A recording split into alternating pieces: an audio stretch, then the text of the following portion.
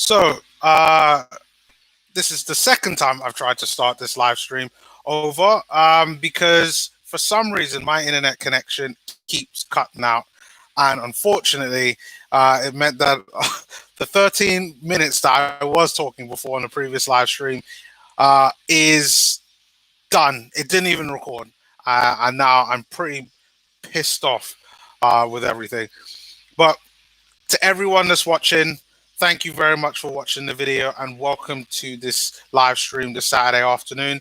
Right now, I am in the middle of watching the Brighton-Liverpool game, watching the travesty that's called Brighton. I mean, they should just be so much better. I mean, oh, I don't know. Nevertheless, yes, Joseph, welcome back.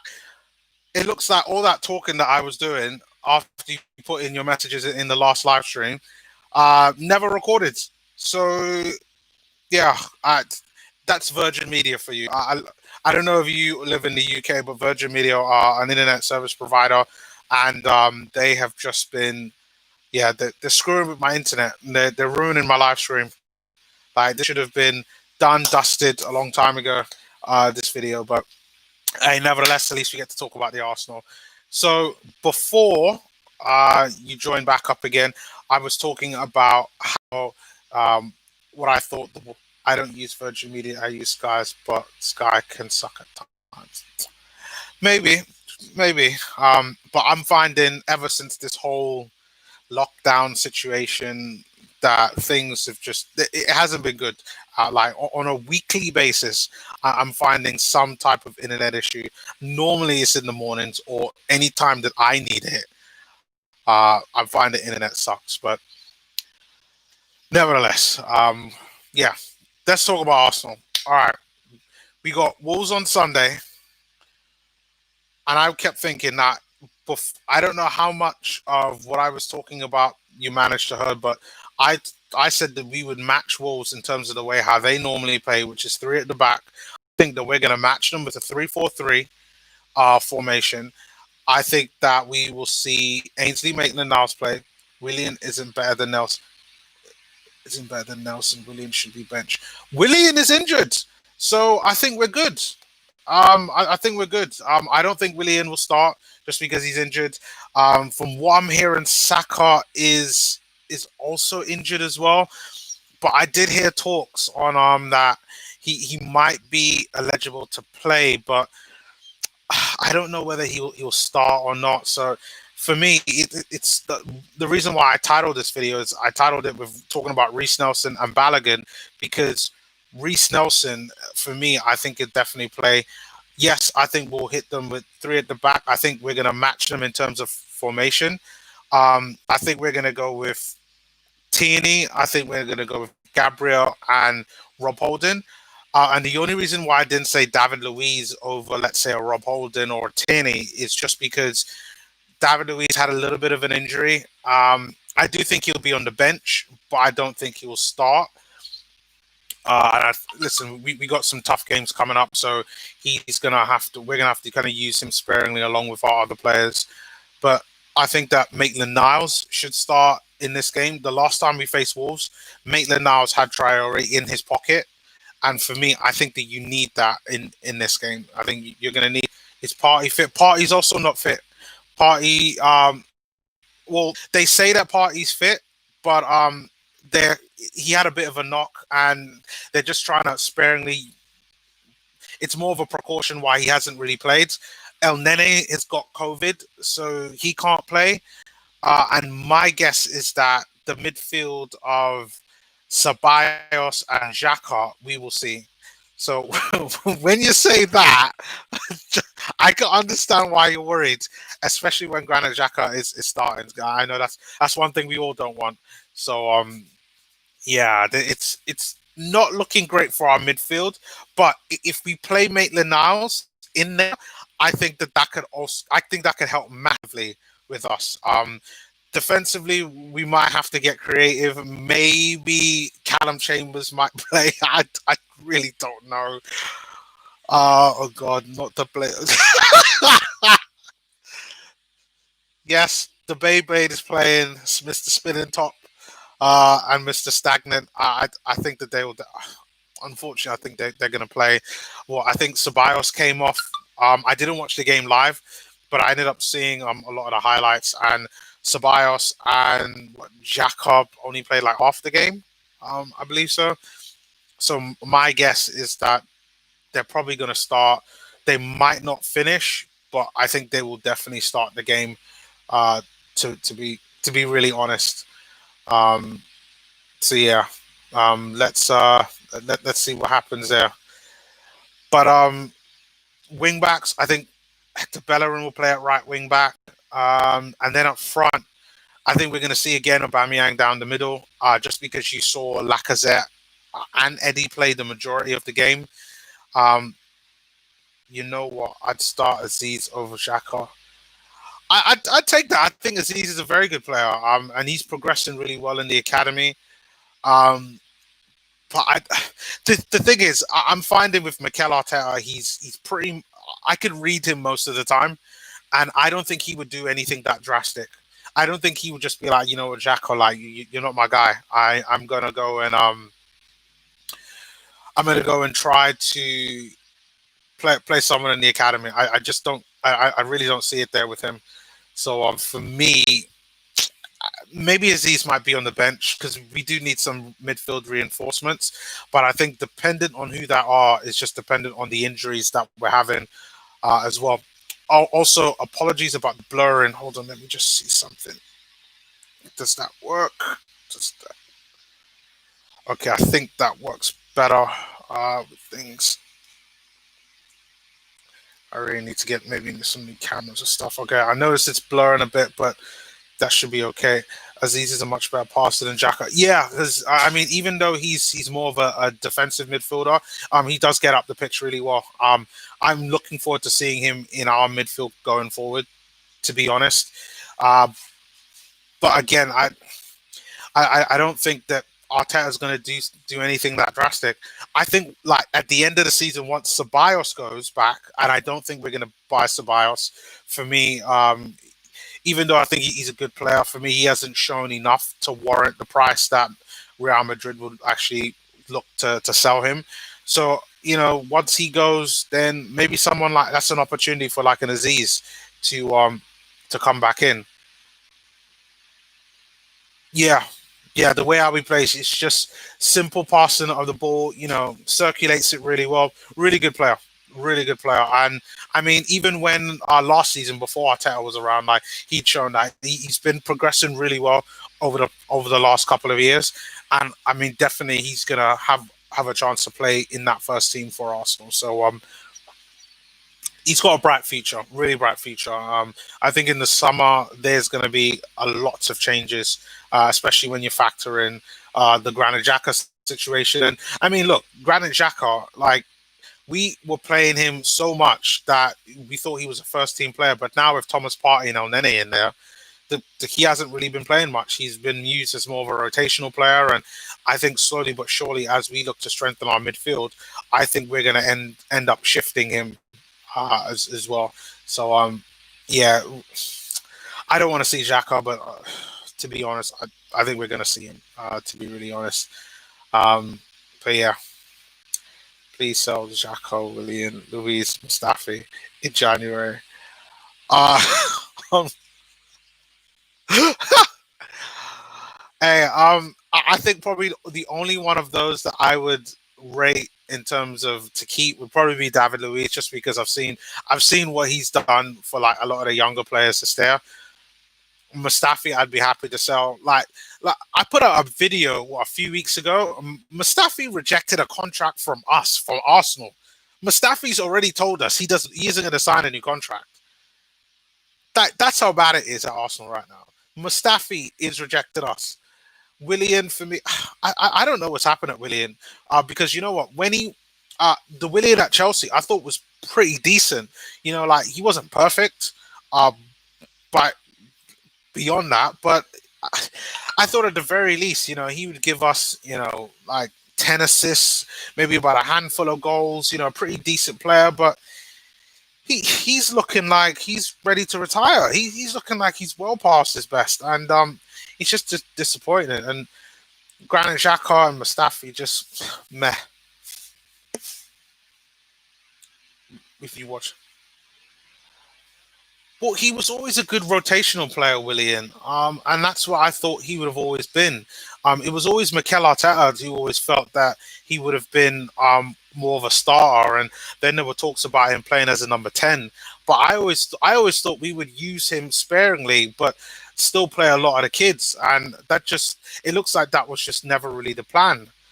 Um, but yeah, I think what's even more criminal is that I didn't realize that Williams making over 200 grand a week at Arsenal. I get it. You want someone that's experienced because you don't want to put too much pressure on some of the young players, but 200 grand a week for William, like even if he had shown anywhere near his best when he was at Chelsea, I wouldn't have played him. I wouldn't have paid him 200 grand a week.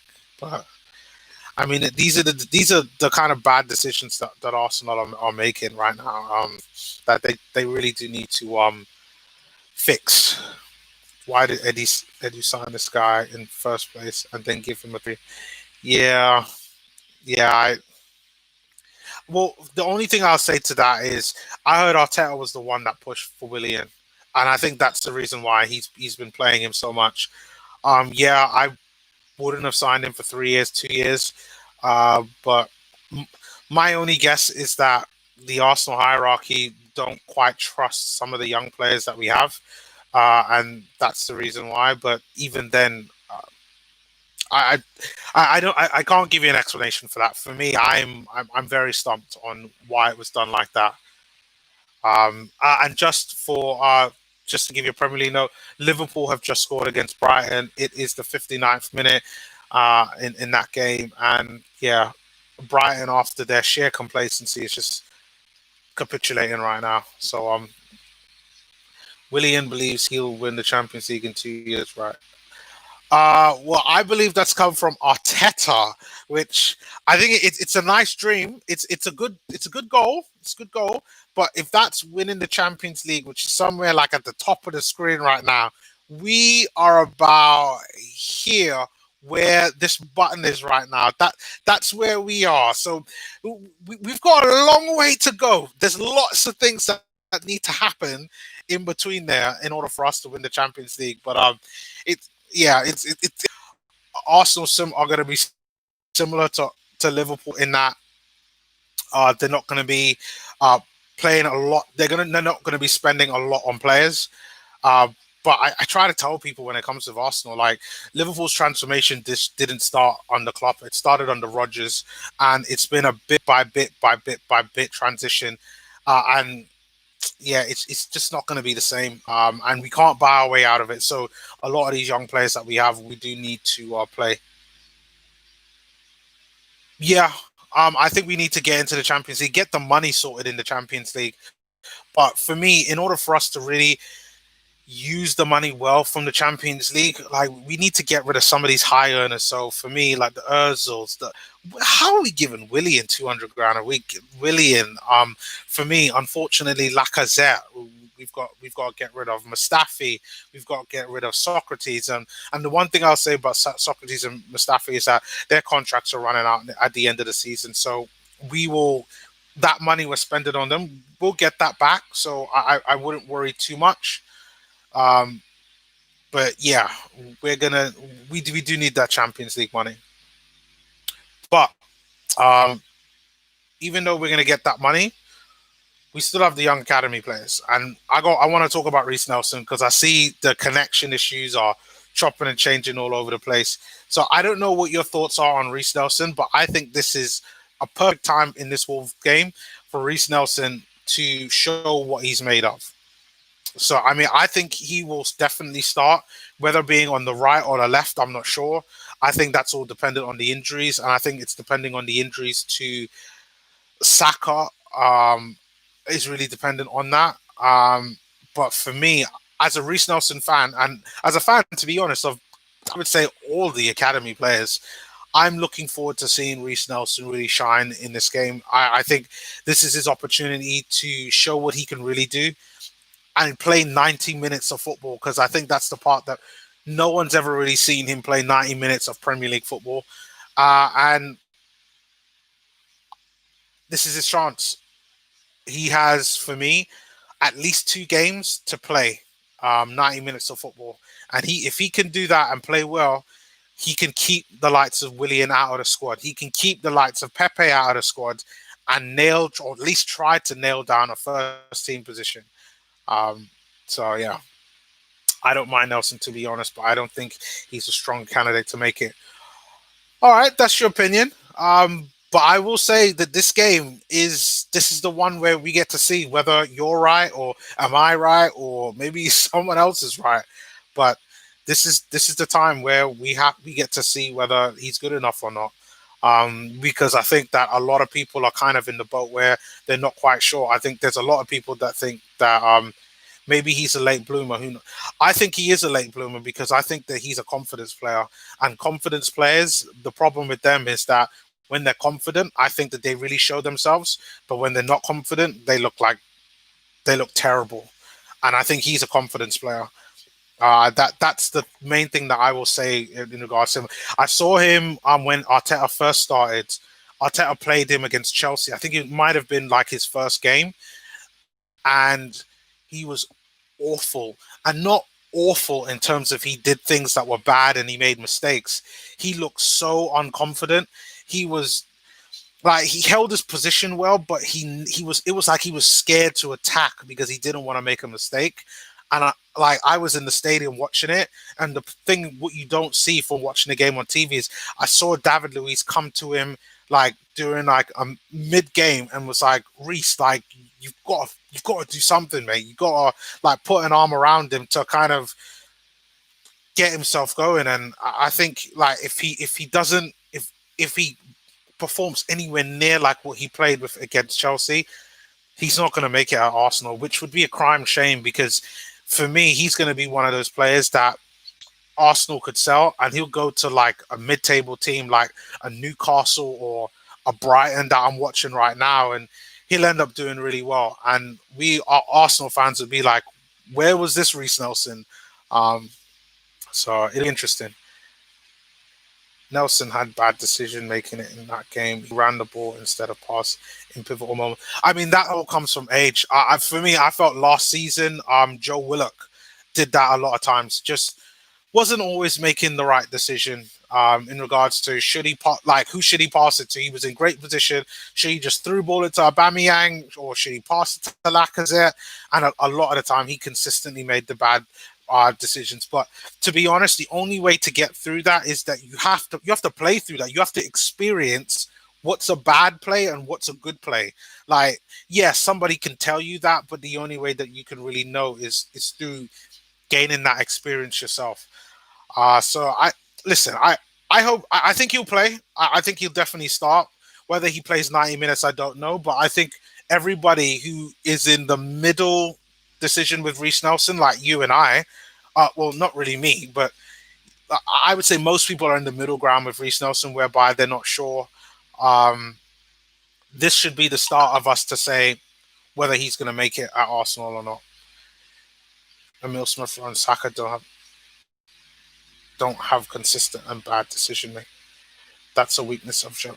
Yeah, yeah. I would say that. I think that's the reason why everybody thought what's going on with Emil Smith for a while. He hasn't done well. For me, Saka's decision making, he's been ridiculously consistent. Like for me, I think he's a freak of nature. I think he's going to be one of the best players in this position. I don't see how you have an 18-year-old comes from the academy. For me, he's a child and he can go out there on the pitch and play with experience professional footballers and perform like he's been doing it for years. And Emil Smith Rowe, when he came on the pitch for, I think it was for Reiss Nelson. No, whose goal was it for? He got an assist. Oh, Folarin Balogun's goal. Like great pass by him. I think he's got great decision making, and we saw that on loan. My thing with Emil Smith Rowe is that I don't think physically he has the body to do it for the Premier League. 16-year-old Cesc Fabregas or 30-year-old Ozil. I mean, you go with Cesc Fabregas for me. Özil for me, even though I think he's still talented, and I think that now we actually have the players to get the best out of him. Uh, I think Özil's past his best, and I would say most people, fans like myself, judge creative players in terms of chances that they've made, but I judge players of creative wise. I judge them on assists. Like you can create all of these passes throughout the game mean nothing to me unless you actually created a chance that led to a goal, which is called an assist. This is why I rate Saka so much, because Saka gives assists. Saka got 11 assists last season. That's the highest throughout any other player in our team. Like I rate Saka big time. Biggest weakness is his injuries. Yeah, and injuries hold him back. I don't think he's got the body yet to be able to deal with the Premier League. 12 assists. There you go. There you go. For me, when it comes to Emil Smith Rowe, touch back on that point, I think the reason why he gets a lot of injuries is because he doesn't quite have the body to handle it. And in a way, he's showing signs of Jack Wilshere, who's another player who was incredibly talented, but we kind of put too much on him too much, and it meant that he kept on having injury after injury after injury. And I think that Emil Smith Rowe, that's the only thing I think that will hold Emil Smith Rowe back, like you said, is his injuries. But I think he should get more chances. We keep looking for a number 10. For me, I feel like that's kind of his position. Oh, well, I think he could play as a number 10, and I think in certain games he works well as a number 10. But for me, I actually like him playing in that deeper role, like what he did at Huddersfield last season on loan, which is the kind of Granit Xhaka position, playing in that midfield, creating chances that way. And he's good enough whereby he's able to take the ball from midfield, run with it like what he did with Balogun's goal, and try to create chances that way. So for me, I think he's absolutely brilliant. Saka should be playing as a right winger. I think he could do both, right wing, left wing, number 10. I think Saka for me is a freak of nature, and he's going to be a world class player. I would put money on that. To be honest, that's how confident that I am with him. I think I'm more confident on him being world class than any other player, any other young player that I've seen, because you don't see players adapt that well to life as from the academy level to playing in the senior team. Do we look in a good position to reach the Europa League final based on our current form? I guess yes. Who's better, Martinelli or Saka? I would have to say Saka, just because Saka's played more games. Saka's had more time to prove it. That's really it. Not to say that Martinelli can't do it, because just to put another stat out there with Martinelli, like Saka, the last player to score double-digit goals as a teenager, apart from Martinelli, was Nicolas Anelka. And Nicolas Anelka was a top-class player. Everybody, maybe he didn't get to the levels everybody thought he might do, but Martinelli, at the very least, the bottom that Martinelli will be is a very good player. And I think that'll be the same thing there with Saka as well. But for me, Saka's just a don. For me, I don't see Saka having bad games. I really haven't. So yeah, that's where but if you're talking about the Europa League, I think that right now we're in the run-in to probably be in the quarterfinals, especially when you factor in the potential teams that might come down from the Champions League, which I will be doing a video on that when we start getting into who Arsenal are going to be facing. I'm going to do a long video on that. That will be a live stream that's going to be coming up in a few weeks for that. But for me, I think Arsenal's best chances of getting into Champions League next season is winning the Europa League, because I don't think that this team has shown the consistency in the Premier League to be able to get top four. You can't be losing to Aston Villa. I don't care how great of a form that they're in, and you can't be dropping points for me against Leeds, and I don't care how good Leeds are. And I do think Leeds are a good side, but you can't be dropping 2 points there and then 3 points against Villa. And then you got a game like Wolves that I would say theoretically is a game that should be a tough game whereby we should get a draw. But now, because you're dropping points against Villa, you have to go out there and win, which is why I have to give them a prediction of 2-1, because if Arsenal have any chance to get in the top four, we've got to be winning games now. No more draws. Tired of losses. We've got to get some 3 points. Because so far it's not looking great. What would be your ideal starting formation? How would you go about changing when in and out of possession? Are you talking about the Wolves game or just in general? Because if you're talking about in general, if everybody was healthy, for me, I think if you're a team, Cesc Fabregas would help us win all of our games. Yeah, Martinelli have better composure in front of goal. Yes, but Saka's just an assist maker. Saka for me creates chances. The thing is, like, Martinelli didn't play enough games. Oh, in general, okay, I'll get to that in general. In terms of Martinelli and versus Saka, for me, Saka's played a lot more games now. Now I've seen that Saka can play in all these different positions under Mikel Arteta. I have to go with Saka, but for me, Martinelli's going to have a pivotal part because for me, and this ties into what your point in terms of who our best starting 11 would be right now with all the players that we have, if they were all healthy. I prefer to have a fluid starting 11 that can adapt to various different formations. So even if you play a three at the back, your three at the back or like a 3-4-3 should be able to transform itself into a 4-4-3 or into a 4-2-3-1. So for me, I would actually go with a system of a three at the back with David Luiz, Gabriel, and Tierney. Then I would go with Ainsley Maitland-Niles at left wing back. No, sorry, at no. Okay, I'll change all of that. No, I'm gonna go with Gabriel, Holding, and David Luiz in defense. Then I'm gonna go with Ainsley Maitland-Niles at right wing back, Tierney at left wing back, and in midfield, I would go with Thomas Partey for sure, and I have to go with El Nene. Um, I want to go with Callum Chambers just because he's also versatile as well. But for me, Callum Chambers, I don't know what he can do going forward just yet because of his injury.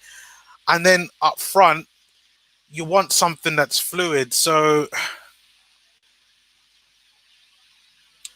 you have to play Saka.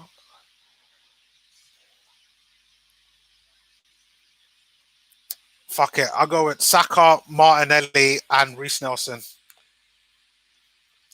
Yeah, that would be my front three. Martinelli up top because for me Martinelli is versatile and can play wide left as like an inside forward. Saka can play both sides. Reiss Nelson can play both sides, and the midfield because you've got Ainsley Maitland-Niles in there as well. He can also provide you additional support within the midfield. So we still have the ability to be hard to beat, but then we can also got stuff going forward. Um, that's what I would go with that. I mean, I know a lot of people are going to disagree with that because there's no Aubameyang in there, but I think right now we're seeing all the deficiencies from Aubameyang. Um, yeah, that's really how I would do it for me. Saka is a must. Martinelli is a must. Um,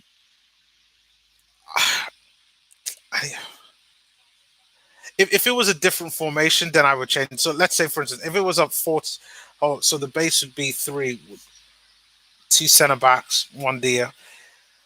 I guess your DM would have to be Callum Chambers, but for me, that person that's versatile that can go forward, that would be like a David Luiz. So it would be Gabriel, Holding, and David Luiz. And David Luiz being the one that can is able to come out of midfield and do things. So just through his creative passing, that's how I would do it.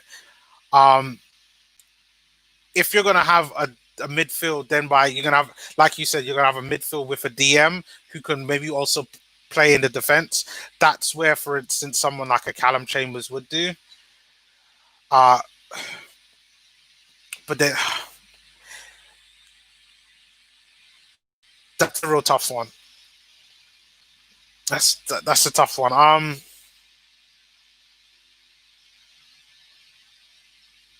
The next three would be a number 10 wingers and the front. Okay, so yeah, two centre backs will have to be Gabriel and Holding. The DM, I guess your DM would be Thomas Partey, but for me, Thomas Partey does so much more than being just a DM. Fullbacks would be in touch of the width. Yeah, that for me that would have to be Tierney, and for me Maitland Niles. I think the two are versatile enough whereby you have to have them in there, just because they can play further forwards, and Maitland Niles could be in midfield, and then the number 10. I actually always like Pepe at the number 10. I think that's something that he can do, even though we haven't really seen him there. And then your wingers would have to be like Saka and, for me, Reiss Nelson, just because both of them could play both ways. There's a shout for Willian, but I'm not a big fan of Willian. And then up front would have to probably go for Bamiyang. As in, that's like the more of the traditional 4-2-3-1 that could mold into a 4-3-3. The DM in midfield would be. See, the thing is, I don't look at Thomas Partey as just your standard DM. I think if you play him in that position, um, you're limiting all the other things that he can do. That's my only thing about playing Thomas Partey as a DM, just because I've seen how he's played on when he was at Atletico Madrid. He can do so much more than just do that.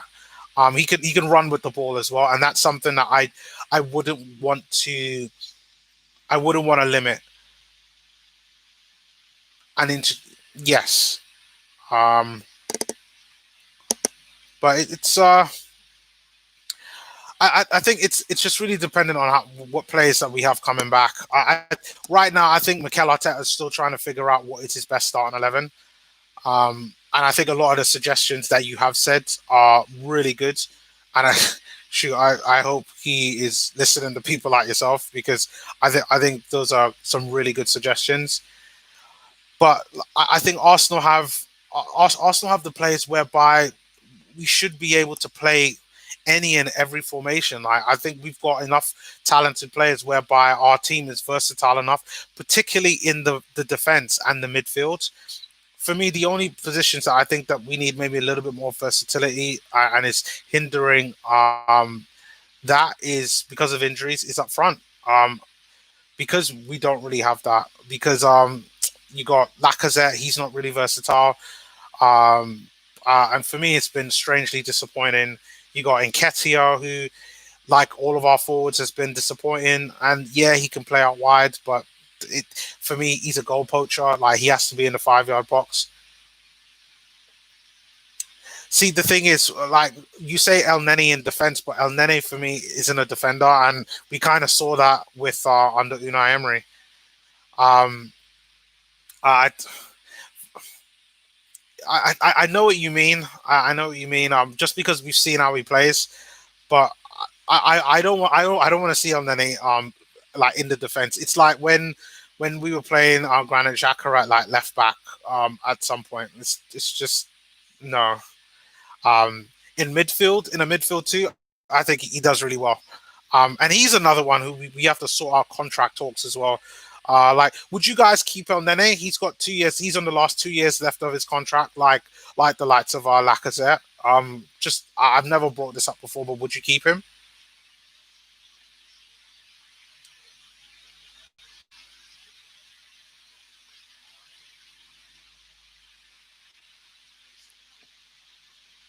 I'd sell in on it. Okay. Who should partner Thomas Partey in a double pivot? Um,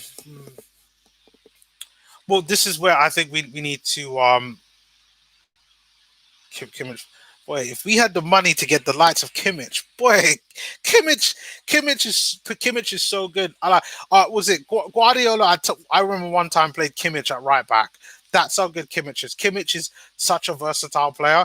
Actually, reminds me a lot of AC Maitland-Niles, just because he's that versatile.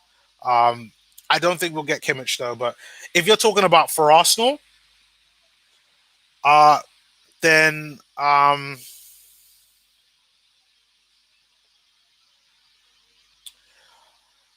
I would probably either go with Emil Smith Rowe or Joe Willock in that midfield. And this is like next season. This is after Ceballos is gone.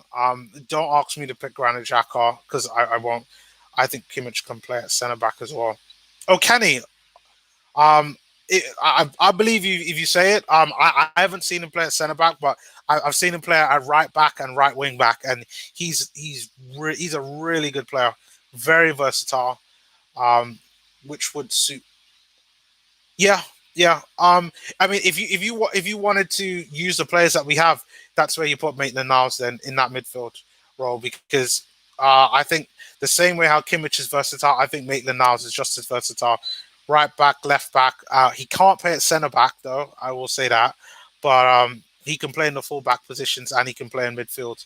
Um, and for me, Maitland-Niles is good enough to play in the DM roles. Ryan Gravenperch would be a good replacement for Nene. Again, I think Gravenperch is a very good player. Um, it's just a matter of whether Arsenal want to spend any money. I've no idea who the plans are in terms of Arsenal going forward. What all of this looks like.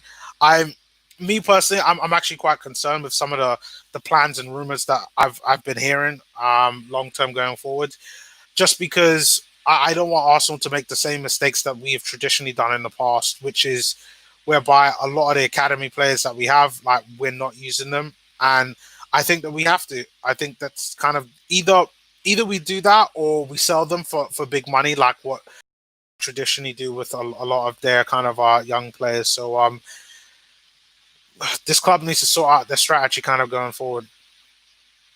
We should have got Mark Rocker to replace Granit Xhaka. I think that's probably just to do with Mikel Arteta just having some type of belief in Granit Xhaka. But I think that Mikel Arteta now knows that Granit Xhaka isn't going to be the one. And I think he realizes that after seeing Thomas Partey and El Nene in that midfield. Like Granit Xhaka just doesn't have the energy to play the way how we need to play. He really doesn't. We like in order for Granit Xhaka to be somewhat effective, you have to play possession type of football. And even then, Granit Xhaka just passes the ball backwards anyway. So it's interesting. But yeah, long term going forward for Arsenal in terms of signings, I don't know what this club is thinking. I hope long term. I don't think we'll do that many signings in January, but I think in the summer, once we know more about what players are leaving, um, then we could kind of make plans there. We can get scam money for our garbage players. Chelsea do it. They saw Morata. Oh, come on. I wouldn't say Morata. I wouldn't say Morata is garbage.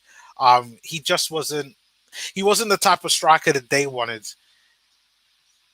But yeah, I mean, he was still a good player.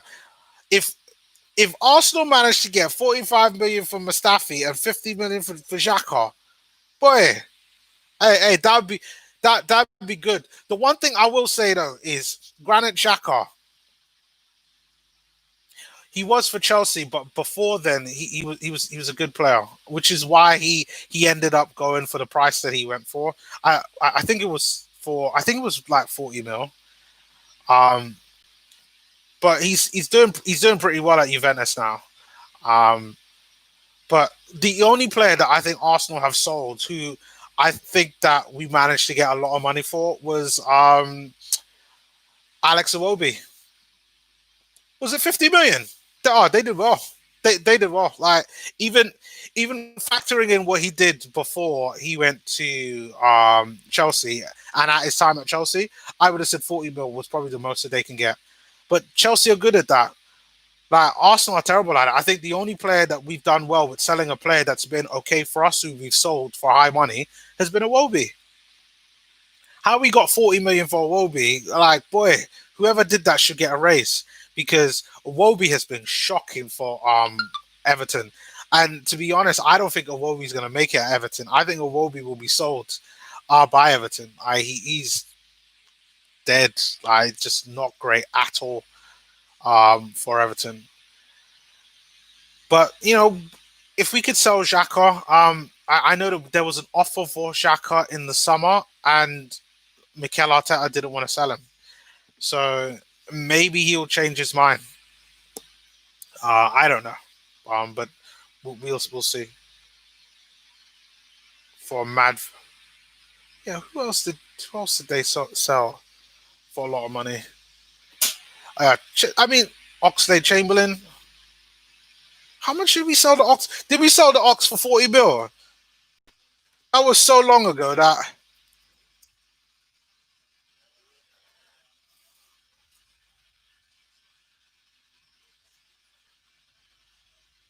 What is it? 35 mil. The thing is, Oxlade Chamberlain for 35 mil. That's not bad, but I rated the Ox more than Iwobi. So I yeah. Oh, okay. Like they did a decent job there, but there was much more of them. Like we sold Wojciech Chesney for like 10 mil. We was it Gnabry? I know Gnabry was a bit out of our control because we sold him to Wolfsburg for like 10 mil, but then Wolfsburg had an agreement with Bayern Munich already. And but who would ever thought that Gnabry would have been that good? Um, is it what we playing right wing back? Oh wow, wow, fallen from grace under Unai Emery. Like he was right there playing with left wing. And to be honest, for me, he did okay. I felt that he needed to improve, but he was. But you weren't to notice. You kind of weren't to know it. The problem with the Gnabry situation is that when when Gnabry was at Arsenal, Arsenal were doing pretty well with Theo Walcott on the right. Now Wenger could have started to play Gnabry in games to kind of give him a chance, but for some reason, like he never did. And by the time it came to renewing Gnabry's contract, Gnabry said that he left Arsenal because he wanted to play. Like we offered him a new contract. This is why I say that. I know people blame Wenger for it, but like, how can you? Like Gnabry said he wanted to leave. The same thing goes with Donyell Marlins. It's a shame we didn't. It's a shame we didn't keep a player like him. But what is it that you can do? I don't think that that's anybody's fault with that one. But yeah. But guys, yeah, I think I'm gonna end the stream now. It's probably gone on for a lot longer than I thought. I knew this was gonna happen with live streams, but you know what? Like I think it's been a good talk about everything, transfers, signings, all types of stuff, as well as the Wolves games on Sunday. Yes, Joseph, thanks again. I will see you soon, bro. Most likely it'll probably be midweek if you don't comment on my review video, hoping that we get our 2-1 victory tomorrow. But I will see you all next time or on whatever next video that I put in the future. But until then, I just hope that we win. I will see you guys soon.